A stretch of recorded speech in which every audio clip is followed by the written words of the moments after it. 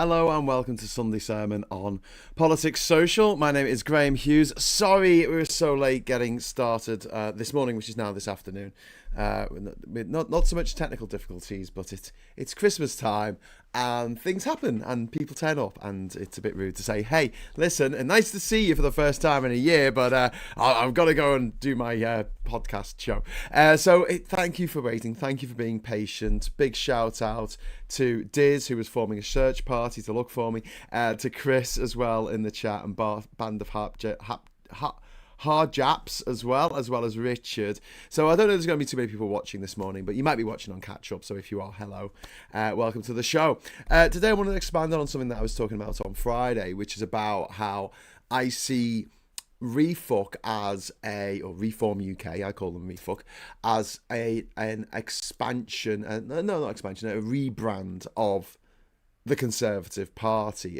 There's not an ideological break here. There is a straight line from right-wing conservatism and what Nigel Farage is trying to do with his RefUK party. The things they stand for, the same scapegoats that they blame for everything. It's all someone else's fault, and the person that it never attack is themselves. I want to make the argument that Reform is not an ideological break from conservatism in any shape or form. It is drawing almost exclusively from conservative personnel, conservative donors, and conservative voters. And this is something that Labour need to start getting into their thick heads. Their real battle isn't RefUK, that is the Tories, okay? The real battle, the reason why they're losing voters, losing supporters, losing donors, is because they're not being the left-wing party that we want them to be. This party, the RefUK party, it is advancing policy decisions already pursued or proposed by conservative governments. There's nothing new here. Its leader explicitly, Nigel Farage, explicitly describes its strategy as absorbing the Conservatives rather than replacing them. And this is quite obvious to me, but I don't see too many people talking about it in the public sphere.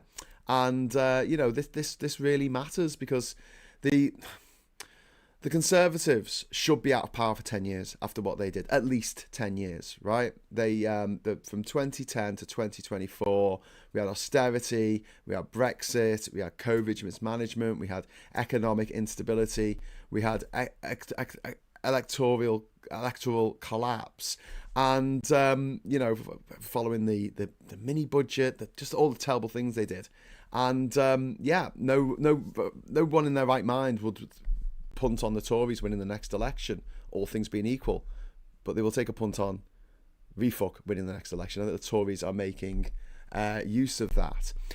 Really good news, my medication has just arrived for my ADHD. Yay! I didn't have to pay for it in the end. Sorry, my mum was just waving to me from the other room. So that's good news. I thought I was going to have to get up then and open the door, but my mum got it, so it's all right. So what do you do? What do you do if your party is toxic? If you know that you're not going to... Do you sit there and go, okay, fair enough, we should be out of office for 10 years because we wear pretty crap? Or do you get all your funders together, all your donors, and say, what are we going to do? What are we going to do? Well, the public are exhausted with the Tories, They don't like the Tories. The brand is toxic. So what you simply do is rebrand. You just pour your poison into a new container, and that container is labelled RefUK, Reform UK, Nigel Farage's bollock of a face on it. So and this is true, political parties rarely abandon power voluntarily, and the Conservative label is electorally damaging at the moment, and so this is why we're seeing so many Tories defecting over to RefUK. But it's not just the politicians, it's not just the MPs who are now out of work doing this. It's also it's also the donors, and this is a big thing. This is a big problem for the Conservative Party, and it's also a big problem for us because, like I said, all things being equal, there's no way that the Tories should win the next election or get anywhere in the next election because they're so toxic at the moment. And Kemi Badenoch's absolutely rubbish as a leader, but unfortunately, the way things are going, it does very much look like they're gonna get away with this. They're gonna just put all their eggs one by one, bring the ships alongside and disembark from one ship onto the other, and then the bad ship RefUK is gonna plow into our shores, and they're gonna do better than they have any right to do in the next election. Because you talk to someone who's thinking of voting for RefUK and they keep saying the same thing. They say, I want something new. I want something new. We've tried the Tories, we've tried Labour, now I want something different. I want something different. And you're like, oh, okay, great. Well, we need to explain to them that RefUK are a extension of the Tory party. So when they're saying, oh, this is something different, this is something different, it's really not.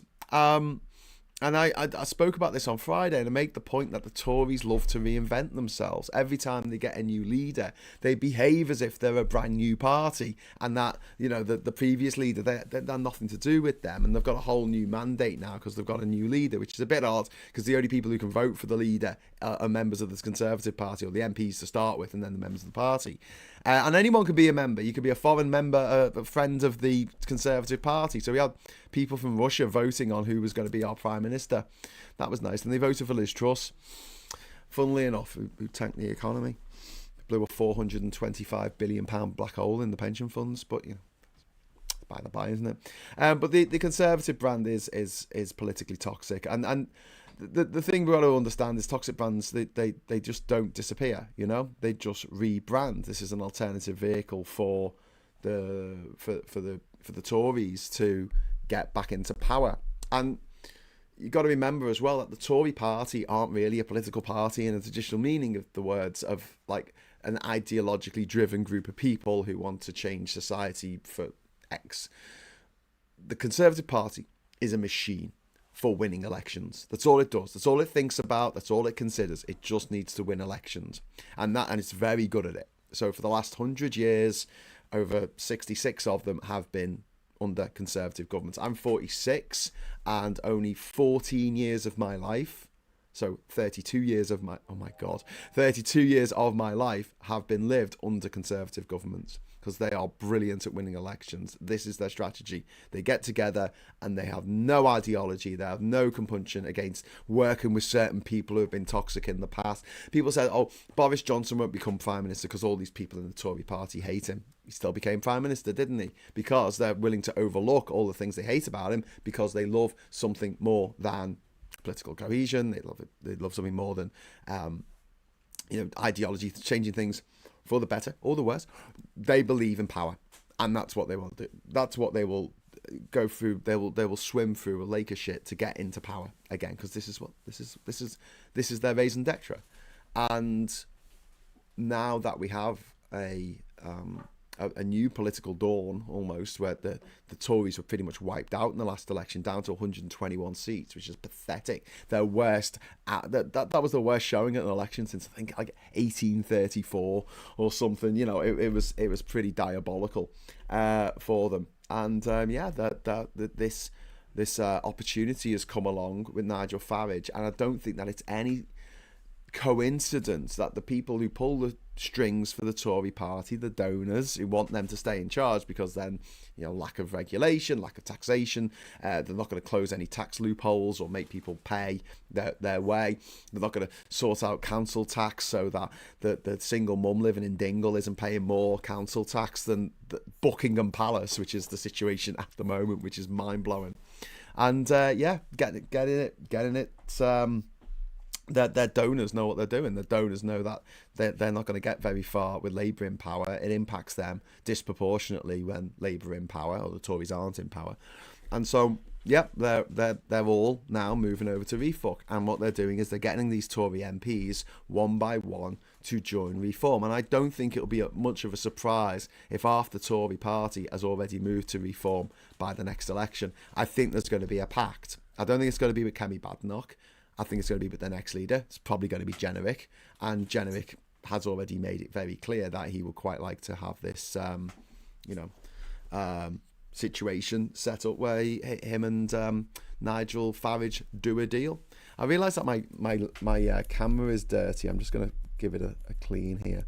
I've got splodges on it or something. I don't know. It's terrible, that, isn't it? It looks like I'm looking through a window or something. That's really bad. Sorry. All things being equal, I should be using my phone for this because it's a much better picture. But I'm using my computer. There's some technical difficulties with that. 41 years on the planet and only 14 of those under a Labour government, but those 14 years were the best, says Chris. Yeah, agreed. 97 to 2010, especially for this city, especially for Liverpool, the city was unrecognisable in 2010 from what it was in 1997. We got a whole new city centre. We won the City of Culture, European City of Culture. There was so much investment. So the rot was stopped. The buildings were rebuilt. Derelict buildings were brought back to life. This massive regeneration around the city, especially in places like the Baltic Triangle, which was an area which was just like warehouses and stuff, and now it's a real arts hub. There was so much happening at that time, and so much for the better. We got £1.9 billion of Objective 1 funding from the EU. This is why we voted to remain here in Liverpool. But, unfortunately, we're surrounded by dickheads in Cheshire and bloody Lancashire, aren't we? Lancashire dickheads. Yes, I know Liverpool historically was part of Lancashire, but whatever. We're Merseyside now. Deal with it. But yeah, it is very unsettling the way that Reform are doing this, are bringing the Tories on board in a way that does look like they're gearing up to do a deal, some sort of deal with the Tories, where the donors who drive the policy for the Conservatives are now giving it to Reform. And one of the things that I would suggest to anyone who, over the Christmas period, you're meeting up with old friends, meeting up with family, someone says, oh yeah, I'm thinking of voting Reform, point out that they are the Tories. They're just the Tories in a new guise. And don't forget, Nigel Farage was once a Tory. All of the people in RefUK, UKIP, all of them were all former Tories, and then they moved over because the Tories weren't extreme enough for their particular toxic brand of politics. So the Conservative ship is sinking. It's damaged. It's taken on water, and they've lost trust across large sections of the electorate. And it's not just that their policies have been a failure, which is bad enough, but they've come across as incompetent. And, the voting public forgive a lot, but they tend not to forgive incompetence. That is something that they don't want to see. And one of the things that you could say about Trump is he's awful and I hate him and he's a gobshite. But when it comes to he does stuff, he gets stuff done. And he's shit at it, and it's awful and it's dreadful. But for his supporters, they look at it and go, oh, he gets stuff done. Whereas, what did the Tories get done in 14 years? They had a failed Brexit, which has ended up costing us over £1 trillion. Jesus Christ. They had the austerity project, which was a massive failure and just drove children into poverty. They had their COVID response was absolutely appalling and led to the needless deaths of over 100,000 people. Meanwhile, in New Zealand, like 7 people died because they shut the bloody airports, and they did it properly. If the Tories had actually done prepared for COVID properly, like they should have done under Operation Cygnus, we wouldn't have had to have lockdown. We had a lockdown because dickhead bloody Boris Johnson was busy writing a book about Shakespeare, so he wasn't turning up to Cobra meetings. That book still hasn't come out, by the way. Not that I can be one to complain about people not actually publishing the books that they say they're writing.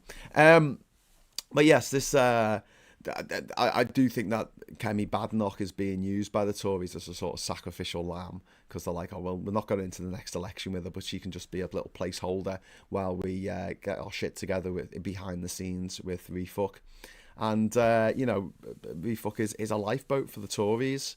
It's, It's a new, in people's imagination, it's a new party. It's something different, but it's not. It's run by public school boys who all went to private school and all went to London and made loads of money because their dad had loads of money. So they just took some money off their dad and then spent it on, drugs and yachts and speeding cars and stuff that, the rich buy.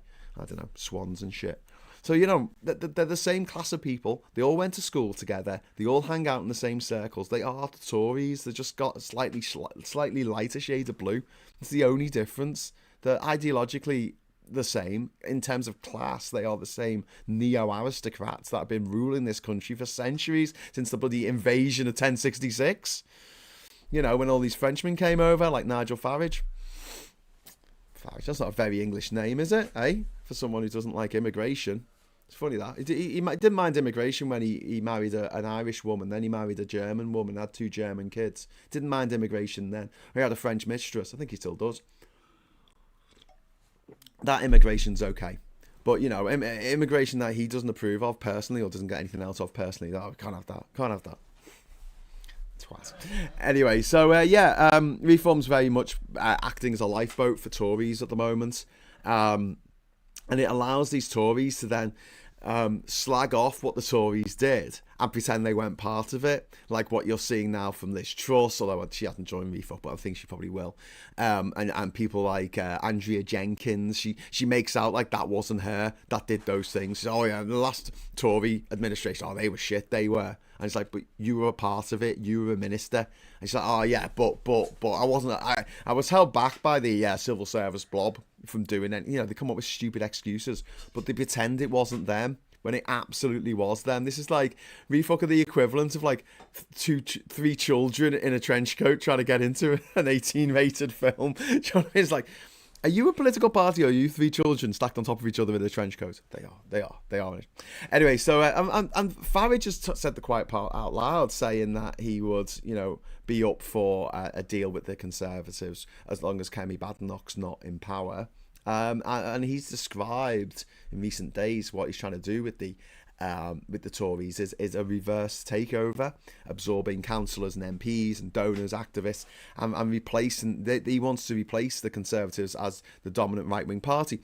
But it is just the Conservatives. It's just Tory 2.0. There's nothing different about it. If it was a working class movement and it was made up of right wingers who grew up in sink estates in North Liverpool, then that might be a little bit different. It might be but it's not. It's the same posh, privileged, neo-aristocratic, fox hunting, hooray Henrys, the rugger buggers of Oxbridge. It's the same lot. They all went to the same school. They all went to the same universities as each other, as the Tories. That's why it's like the pigs and the humans at the end of Animal Farm. You're looking from one. You're looking at a RefUker and a Tory, and you don't know which is which. In fact, we could play that as a game. RefUK or Tory. We'll just show you a picture of some gammony-looking motherfucker, and you can look at him and go, yeah, he's definitely a Tory. That one. No, they're a RefUker. Ah, damn it. Okay, they're a RefUker. No, they're a Tory. Be a fun game. By fun, I mean not fun at all. But yeah, this isn't something new. The Conservatives have repeatedly tried internal rebrands with like I said on Friday. Every time they got a new leader, they pretended it was a new party, with Theresa May, strong and steady leadership, then with Boris Johnson coming in and saying, we're different from them, we're different, and it works. Like in 2019, the Tory party got 7% in the European elections in May of that year, and then in December of the same year they went on to win 80 seats, a majority of 80 seats in Parliament. And it was like, what changed? Well, they got a new leader. And we went, that old stuff, that wasn't us. That was other people who did that. Some bigger boys came and smashed the place up.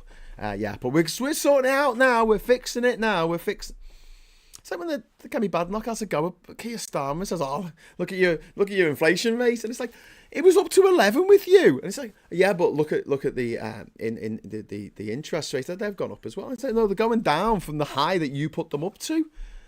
Like, they're not going down faster. Yeah, but you've handed us a shit sandwich, and then you're complaining about the fact that we're not, eating it with relish. I don't understand. Like, and they get away with it. They absolutely get away with it.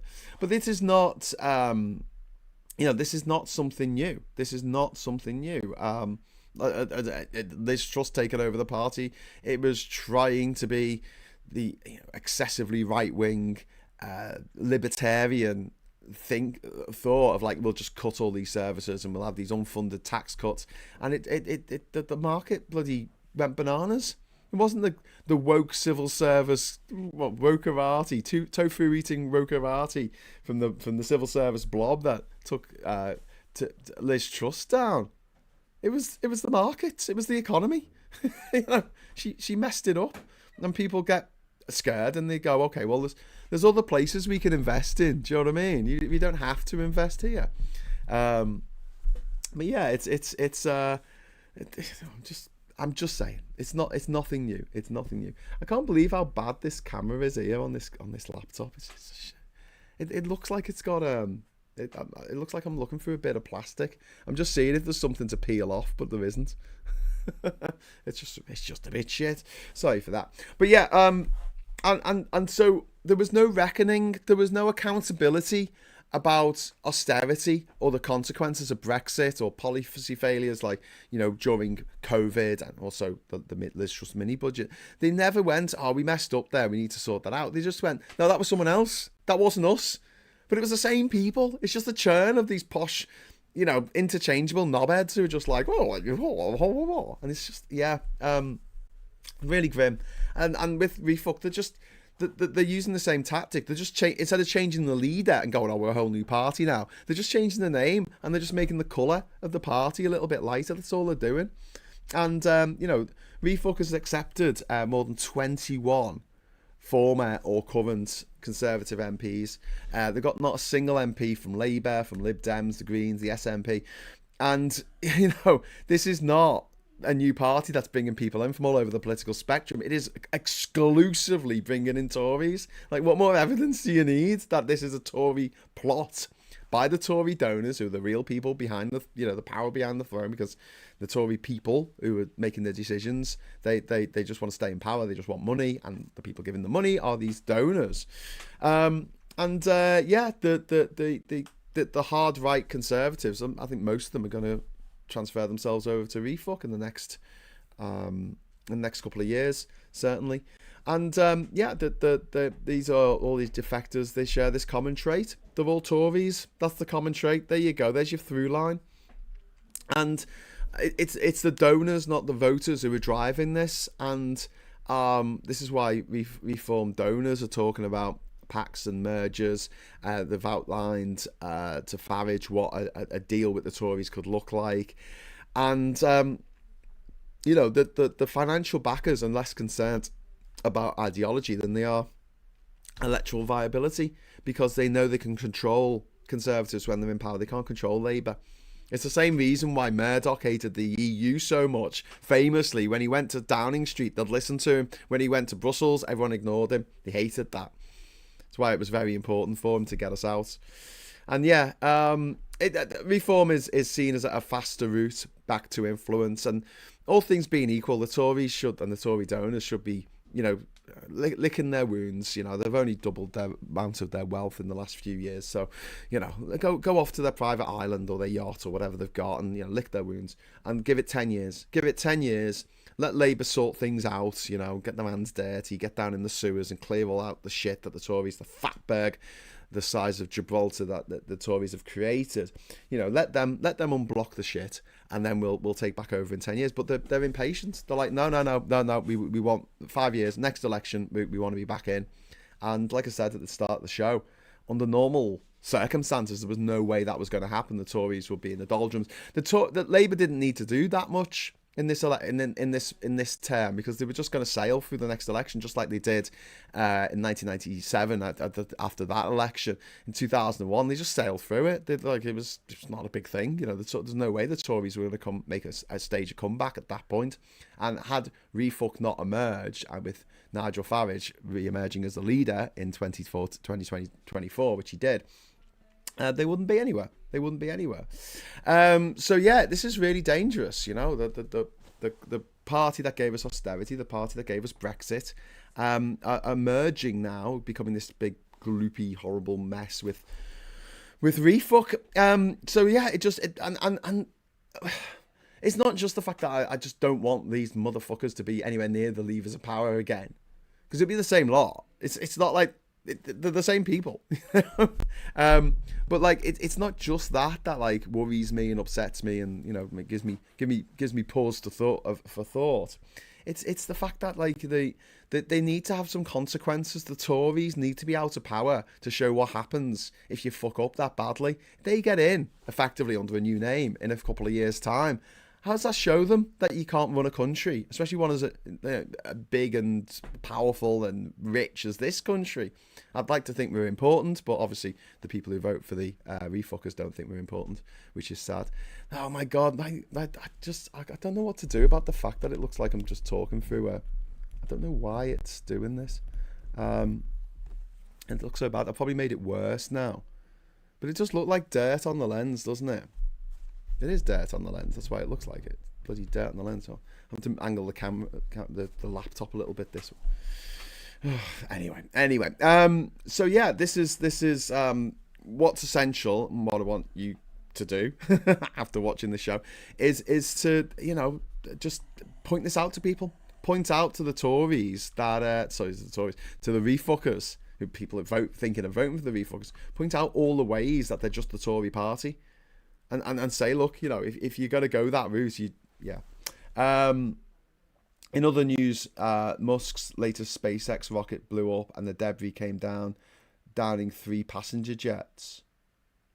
Oh, sorry, came close. Sorry, bloody hell, mate. I thought there'd been a fucking massive disaster in the sky there. Close to. So Musk's rocket blows up. It's a bit like Dog Mites Man, isn't it? These days, God, they'll blow up. But yeah, get it through to people. Just say they're Tories, especially if you're talking to someone, because there are some people who are on the left who are disillusioned with Labour, which I don't understand at the moment. But they're looking at RefUK and going, oh, they're a fresh new option, and they're not. They're really not. They're just Tories in disguise. The same strategy, the same policies, the same bullshit, the same fake news, the same using of the media to just trumpet and then to emphasize and to get their messages out, while demonizing everyone on the left, everyone who's a single mom, everyone who is working for a living or not working for a living, anyone who's from another country, or anyone who's from here but doesn't mind there's people from other countries here. All that together. It's just, like I say, it's just really grim at the moment. That the all parties are the same sort of line, and it is not helpful. It's not helpful that we have this false equivalence where we say, you talk to someone on the right, a supporter of RefUK or the Tories, and you'll say, what about Boris Johnson when he was leader and he had all these parties during lockdown? And they go, yeah, but what about Keir Starmer having that beer? And you say, well, what about Boris Johnson getting that £800,000 loan from somebody, and it was facilitated to a guy, then elevated to the top of the BBC?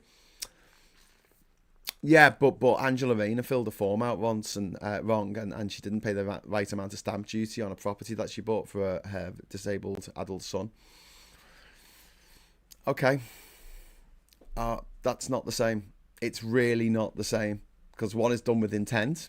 It's a quid pro quo. You shouldn't be taking loans out like that from mystery donors while Prime Minister of this country. What about Boris Johnson when he went to a sex party in the Italian Alps with a KGB agent and his son, a day after he'd had a really important NATO meeting about the Russians murdering a British woman on British soil, Dawn Sturgis, in the attempted murder of the Skripals? Why don't we talk about...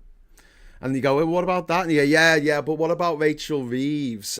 She didn't tick the box that had to go off to the council to tell them that she was renting out a property.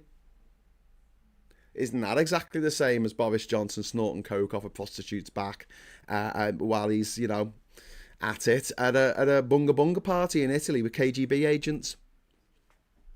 After he'd sent his security detail away. Sent his own security detail. Off you pop. Off you pop. We don't need you anymore. Gordon Hunt says, what about Keir Starmer? Genocide? What genocide? What genocide? That was Keir Starmer's responsibility. And if you're going to say Gaza, and I'll just say, what was he supposed to do? How was he going to stop that? There's no country in the world that could stop that. Maybe America, if it had someone sensible in charge, but it doesn't. But like, they were ignoring everybody. Country said no, we don't want any part of this. Labour, for the amount that they could do, I guess they did ban some weapons from being sold to Israel, but not all of them. I just think it's a lazy thing to say that, like, oh well, they're responsible for this because this thing that happened in another country. And don't forget, it happened under the Tories. Like the thing that kicked it off happened under the Tories. It's like, yeah, it's part of that huge stinking shit sandwich. But I just think it's unhelpful. And people going, oh, the country's going to the dogs. I'm like, what? Tell me how your life is worse now, unless you're trans. And then I've got a lot of sympathy. But tell me, if you're not trans, tell me how your life is much worse now than it was 18 months ago. Tell me. Because my life was pretty shit under the Tories. And it hasn't got worse under Labour. It hasn't got particularly better under Labour, but it certainly hasn't got worse. The crime hasn't gone through the roof. I actually get to see the doctor now, which is nice. I was waiting for a long time under the NHS for my mental health appointments and things, but Labour got in and I got them. I mean, that might have just been coincidence. It might have just been good timing, but yeah. Martin, thank you very much for the £2 super chat. What? No super chats? Let's get this party started. Yes, I agree, my friend. I think we should have some confetti on this channel now and again. So I'm going to put 5 super chats, any colour, all the colours, and we'll get some confetti before the end of the show. I might do a little bit of a shorter show today because, like I say, it's Christmas, seeing friends and family and stuff, and we've got a lot of stuff to do. Try and pack it all in. But a little bit of an advert for later at 9 o'clock tonight, or around 9 o'clock. Look out for it. Please subscribe to the channel and hit the bell notification icon where's my little subscribe? Where's my little subscribe animation? There you go, subscribe. I think we really need to do a quiz. I think we need to do a quiz. So we're going to do some kind of quiz tonight. So look out for that. Whether I get some of my socialites on to chat with me, and then we'll do the quiz to them, or whether it's going to be a quiz with just you watching, we will decide to see how people are doing on. I can't afford super chats till next month. That's all right, Chris. It's okay. It's about time someone held Musk responsible for his actions. Well, yeah, exactly. Musk has killed babies in Mozambique that we know of. He's given them AIDS, effectively. They've died of AIDS because of him. There is a direct line from Elon Musk taking away the US aid that was supposed to pay for the procedures for women who are pregnant when they're giving birth to not pass HIV onto their baby. And he took that away without any explanation except, I'm an evil motherfucker. And now babies have died. Thousands of babies have died. And he's a fucking baby killer.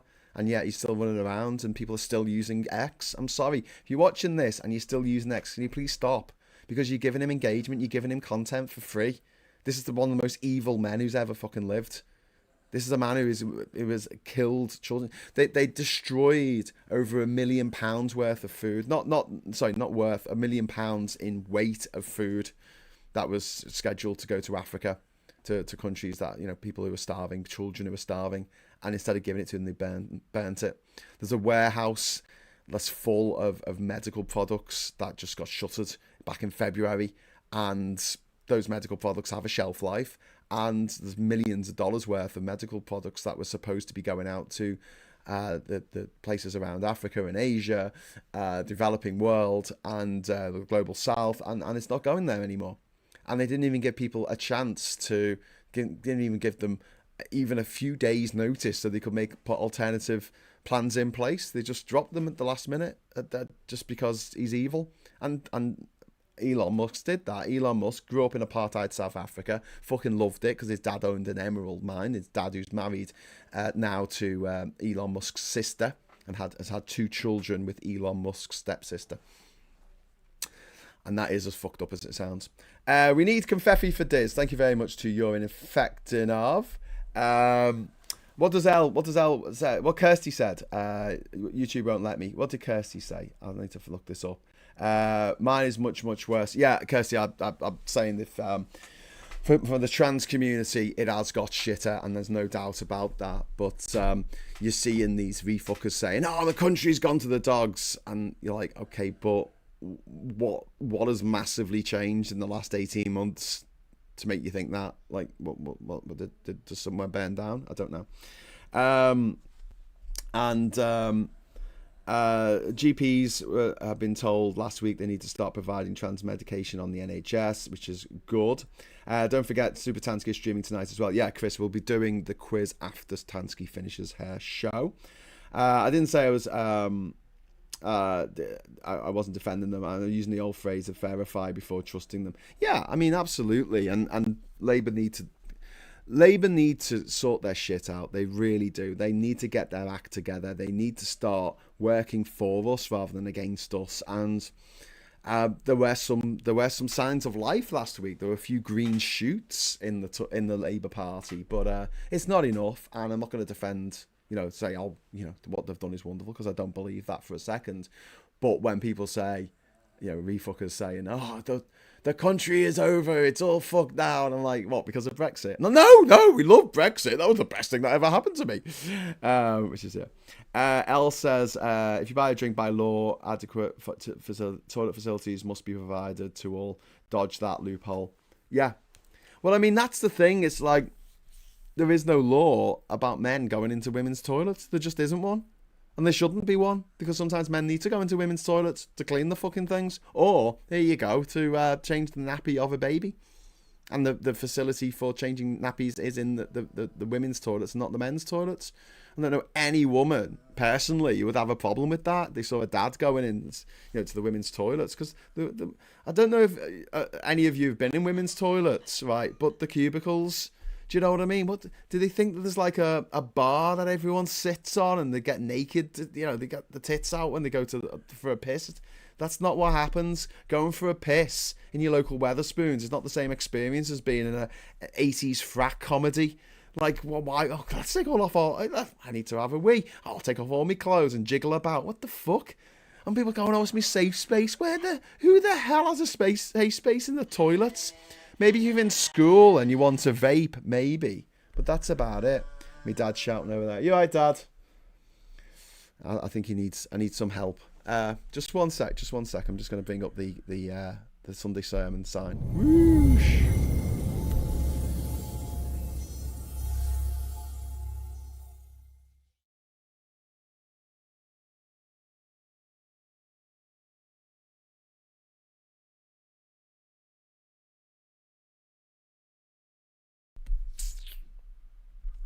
Sorry about that.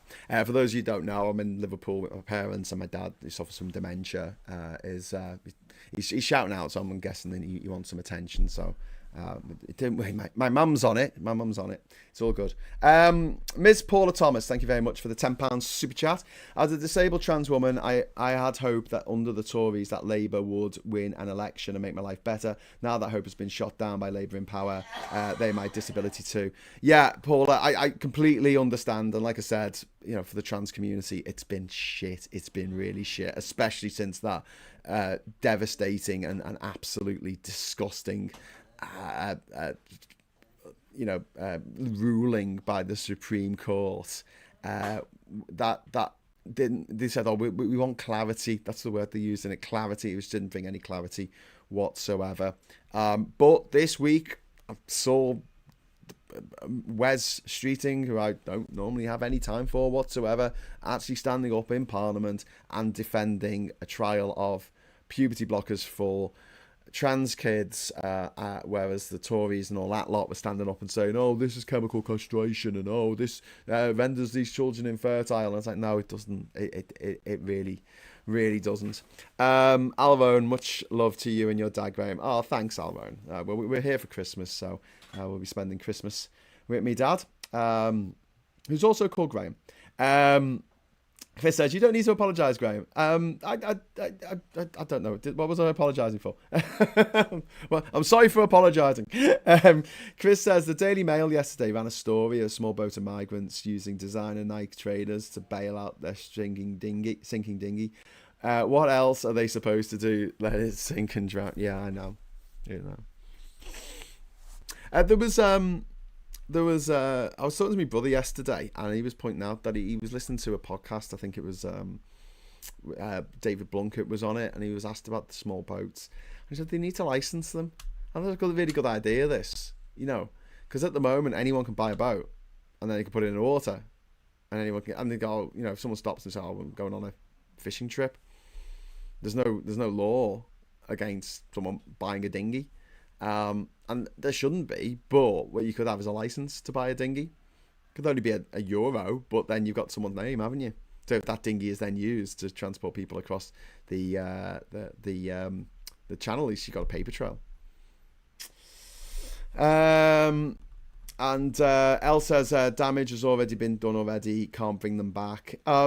Yeah, I understand that. I'm just hoping that. So one of the things I don't want to see is Labour doubling down on this transphobic bullshit that they've decided to go down that route earlier this year, and it's been a fucking disaster for them. It's been an absolute fucking disaster. Not just, it's a disaster for trans people, obviously, but it's also this major disaster for the Labour Party, because it's fucked them. It's absolutely fucked them to such a point where you're just like, why are you even doing this? Like, who are you trying to appeal to? You've got the stupid screaming dickheads in the Tories and RefUK screaming about trans people all the time. Meanwhile, the Greens are going, trans people are welcome, trans women are women, trans men are men, trans rights are human rights, and loads of people are going to their party. Loads of people are joining the Greens because they're like, I like the cut of your jib, Mr. Polanski. But that would impact the wealthiest who want to purchase a super yacht. Can't impede them by forcing them to get a license. Yeah, true. Possibly. I forgot about my friend Hans, because I've still got my advent calendar. My advent calendar. Where are we up to now? It's the 21st. I've got to bring him down to the 21st. Oh my god. Hans is nearly on the ground here in Nakatami Plaza. I'll just put him here. On the shelf behind me, you can see him. Oh no, it's not very good, is it? I'll put him there. And for that family photo of me as a baby. So yeah, ooh, that's a good idea. And add a safety course. Yeah. It's just a David Blunkett's idea, not mine, but like just something simple that they could actually do. The authorities in France could do, and it that goes there. That's nice. It's not blocking a picture. I think that's that would be a good idea. But yes, don't need to apologise. Oh, thank you. Sorry, meant to add a pub. What are we at the pub? Are we at a pub? But yeah, and Elle said earlier, more than an apology owed. Yeah, I really think that is true, and I think that Labour need to stand up and full-chested support of the trans community and make it very, very clear that they are sorry for the hurt, the turmoil, the mental health impact of that path that Labour's gone down. But what I was going to say is I don't want to see them doubling down. I don't want them seeing... This is why you never tell a child that they're naughty, because then they'll go, oh, okay, so I'm a naughty child. All right, I'll just continue being naughty then, because that's what naughty children do. So you don't want to deal with children in that way. You can't just say that's not. You got to explain to them why what they've done is inappropriate or why it's hurtful, or And kids aren't stupid. You can't explain this sort of stuff to them, and they do take it on board sometimes. It's not the be all and end all, but it can help a little bit, especially with these sort of problem children that we have to deal with these days. But yeah, if you write a kid off, and then they go, oh, well, I may as well be a more of a pain in the arse because I'm not going to get anything out of being good. And I'm worried that the Labour Party might do the same thing if we go on and on that how shit they are and how evil they are. They might just turn around one day and go, okay then, okay, you want shit and evil, I'll give you shit and evil. And I'm like, oh no. So when they do, like I said, the green shoots of Wes Streeting defending trans children in Parliament this week, when something like that happens, I think it's probably the best course of action to go, okay, credit where credit's due for that. Obviously, you've got to do a lot more, but can you keep going that way, please? Encouragement. Get some carrot with that stick. My point was they also hate the disabled too, says Miss Paula Thomas. Well, thanks for the super chat, Paula. I don't think they hate the disabled. I wouldn't put it that way. And I've got to say that my MP in particular, Mary Foy in Durham, is really good on this. She does care about the disabled in the community, and she was one of the MPs that rebelled against the government and said, no, you are not going after PIP.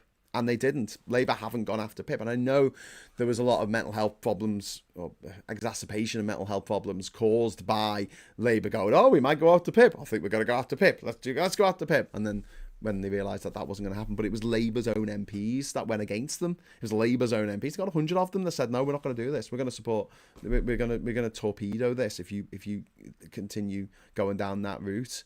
And now Labour's had to, the government has had to scramble to find a new way of dealing with the fact that we do have more people who are registered disabled for one reason or another than ever before.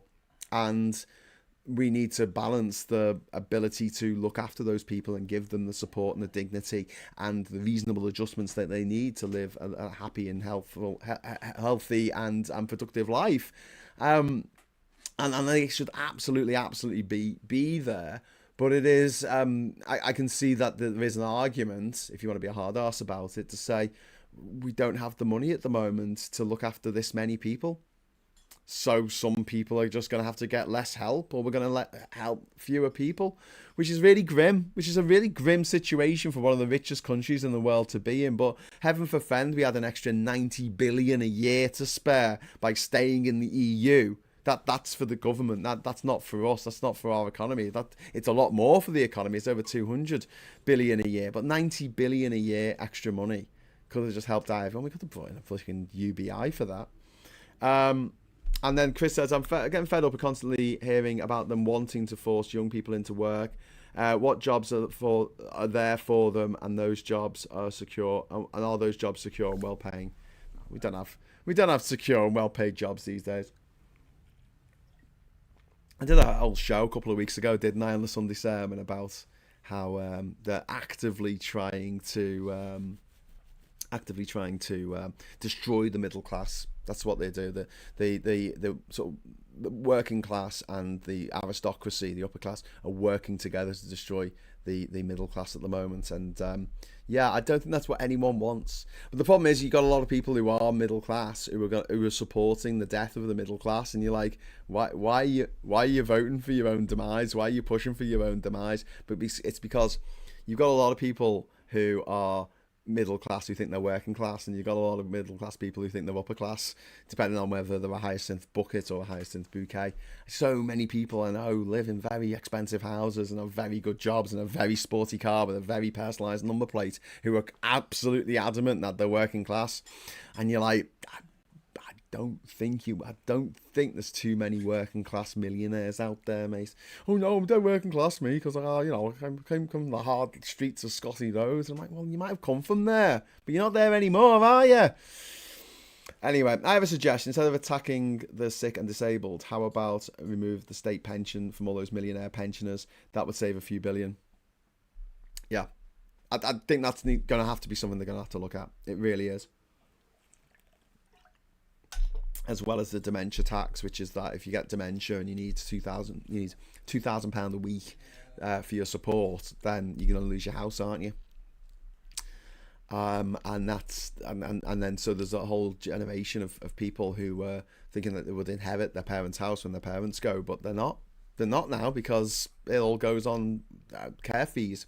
And who's that money going to? Is it going back into the NHS? Is it fuck? It's going to private companies that own these care homes, that have got shareholders in Canada and Australia and South Africa and Zimbabwe and other places. And they're making an absolute mint. The CEOs are being paid millions each year to making money out of human misery and stealing people's homes off them.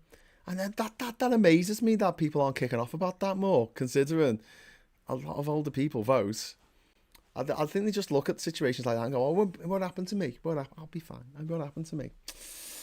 which is never a good way of looking at things. Right, I'm going to wrap up in a moment because it's coming up to 1 o'clock, and like I said, we've got things to be getting on. Thanks for coming on, being on the show with me in the chat there, even though I was an hour late getting started today because reasons. But yes, advert or advent calendar. I don't know. I never realised that advert and advent are so close together as words. It's just a D and the V, isn't it? Sorry, it's an R or an N. Sorry, being dyslexic, trying to read the chat there. Also, stop paying state pensions to those pensioners who live abroad as well. Yeah, Chris, that's a bit grim, isn't it? Because at least if you have a state pension in this country, you could look at it like a UBI, couldn't you? At least they're spending the money in this country. At least the money is going on eggs and bacon and milk here in this country. But if they're spending their money in Thailand, if they're spending their money in Panama or somewhere else, how's that helping us? How's that helping the British economy? We're literally sending money abroad to be spent in someone else's country. It's bad enough that we have tourists. I don't mean the tourists coming here. They're great. They're bringing money from another country to here. But I'm talking about, British people going abroad. Oh, we need to ban that. Unless you're filthy rich and have a private jet. Was it 70 private jets went to Jeff Bezos' wedding in Venice this year? 70 private jets? Jesus. I would rather my taxes be spent supporting support to the sick and disabled. Yeah. So would I, Chris. Absolutely, I'm with you on that. 1 in 4 pensioners are now millionaires. 1 in 4. There was a story in the paper the other day about this woman who lived in like Chelsea or somewhere who bought a house for £2.50 in 1972, and now it's worth like 4 million, and it's like a 6-bedroomed house, and she lives there on her own, and she's going, this new tiny tax that I've got to pay, 0.01% of the value of my house. I've got to pay an extra £2,500 a year on top, surplus on top of my council tax that I'm paying already, which is one of the lowest council taxes in the world, and in the country. And you're like, okay, if you can't afford £1,200 or £2,500 or whatever it is, fucking sell your house. Sell your house. It's worth 4 million. Sell it. I don't know how long you got left, love. Just go and have fun. Get your 4 million and live out the rest of your days on a fucking 5-star cruising the fucking Pacific Islands or something. Go and have some fun. Go and have some fun in your autumn years. But now, sitting in this massive mansion. No, I will not leave. Look at me. I'm the Wolf of Wall Street. I made this massive investment. I made this amazing investment. You're like, you didn't. You're just lucky. You were just lucky. You won the GGs. But yes, if they lived in the EU, they could still receive it. Hence, when they kicked off, when the WFA was scrapped. No, if you've got a British bank account, you can live in another country and get the money paid straight into your bank account for your pension, the state pension. Yeah, which is mad, because when I tried to apply for carers allowance to look after my dad, which is only like 50 quid a week, it's fuck all. But like, they said no because I spent too much time out the country before my dad got ill. So I was supposed to have crystal balls out and see what was going to happen and go, oh yeah, I better spend more time in the country because I don't want to fall foul of that. You got to spend 180 days of the year of last year in the country, and if it's 179 days, then you're stuffed. Anyway, so listen, the goal is going to end in 8 minutes. I haven't finished the show yet, but if we get one more super chat, just one super chat, and it is nearly Christmas, just saying, any colour, any flavour, we'll launch the confetti cannon, and Diz will be very happy. So let's make Diz happy, because it's Christmas, and Christmas is a time for telling the truth, said the guy with the board who was standing in front of the girl that he liked, who married his best mate. He said, Christmas is the time for telling the truth, and I'm like, no, it's not. We tell kids there's a man with a beard who lives in the sky, he lives in a magical kingdom, who has a list of who's been naughty and who's been nice. And we call him God. I mean Santa Claus. Sorry, don't get those two mixed up. Because one's got a beard, you see. He lives in a magical place, and he's got a list of who's been naughty and who's been nice. And the other's Santa. One more to make Diz's day. Yes, one more. Still not on commission, says Diz. I know, Diz. I'm sorry. Diz should be getting a cut, shouldn't you, Diz? And there's a latest Essence of Thought video. I'm not seen that, Al. I should check that out. Sounds good. Exactly, Chris. It's not fair. What? That Diz doesn't get the commission. And Chris, Diz says, Chris, my mum lives abroad, and as a widow, it's her only income. It was frozen the day she left. Oh, wow. Okay, fair enough. But then for Diz, who's not on commission at the moment, but bloody well should be. Thank you very much, Chris C, for launching the confetti cannon. Up for Kirsty. Thank you, Kirsty. Confetti. Beautiful, beautiful confetti. Oh, God, we're having lots of it. Merry Christmas all, said Caravan Lad. Kirsty McTeer in there as well. And Chris C. Thank you, everyone. Right, okay, so I'm going to bugger off now. I'll try and get prepped for a quiz later. So please subscribe to the channel if you're not already subscribed. And if you are subscribed, please hit the bell notification icon, because that'll give you a little buzz in your pocket when I'm going to go live. And who knows, I'm going to aim for about 9 o'clock. But it's going to depend on when Tan finishes and also what's happening with my family and my friends and everything here in Liverpool. So hopefully, I will see you later. If not, I guarantee I will be back at 9 o'clock tomorrow morning, mid-morning brew, here on Politics Social. But we want to get a few more shows because it's Christmas, isn't it? And we like hanging out. If you'd like to continue the conversation with our friends in the chat here, our socialites in the chat, if you consider becoming a member of this channel, you'll be given access to the Discord server. So if you fancy doing that, you're very welcome to do so. And if you are a regular contributor, in terms of words, not necessarily money, but just, you know, if you're in the chat a lot and I recognise your name, get in touch with me via the grahamdavidhughes.com website. There's a box at the bottom there. You can write me a message and it comes directly to me. So please use that. It's like giving me email address out, but if I give me email address out, I'll just get a load of spam, won't I? Or I get signed up for things that I don't want to be signed up for. So yeah, use the website, grahamdavidhughes.com, and just write to me and say, hey Graham, what about that Discord thing? And I'll make sure that you get onto Discord. Okay? So have a great Sunday here in Liverpool. It's overcast, but the sun keeps coming out between the clouds. I like days like this. The sun just has such a positive impact on me, on my attitude, on my mental well-being. Like when it's overcast and really dark, I need lights. I have loads of lights around the house. It's turning on lights on. God, it's like, what the hell, Graham? It's like Blackpool Illuminations in here. I'm like, but I like the lights. I want light. I can't live in the gloom. So yeah, whatever the weather is and whatever you're doing, I hope you have a great day. And hopefully I'll see you tonight for a quiz. Let's do a quick. Let's go to a roundup of the year. And my dad's shouting in the background there. All right, Dad. Is he all right? He's coughing. Oh, he's having a cough. All right. Well, for me, my mum, my dad, and my cat, thanks very much for watching. Merry Christmas. And until next time, hello, good evening, welcome, and goodbye.